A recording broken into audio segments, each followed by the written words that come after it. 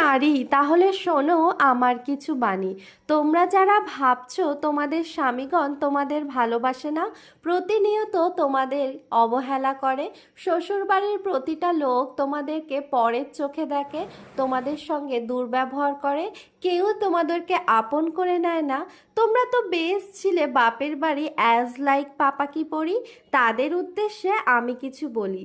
ওই যে বিয়ের আগে অবধি ঠিক ছিল অ্যাজ লাইক পাপা কি পড়ি, বিয়ের পর বাপের বাড়ি গিয়ে মাসখানেক থাইকা দেখো, আরও যদি থাকে একখান দাদা আর ভাবি, বরের সঙ্গে যতই ঝগড়া মারামারি হোক না কেন, বিয়ের পর বাপের বাড়ি গিয়ে বরকে ছাড়া লাগবে শুধু ফাঁকা আর ফাঁকি।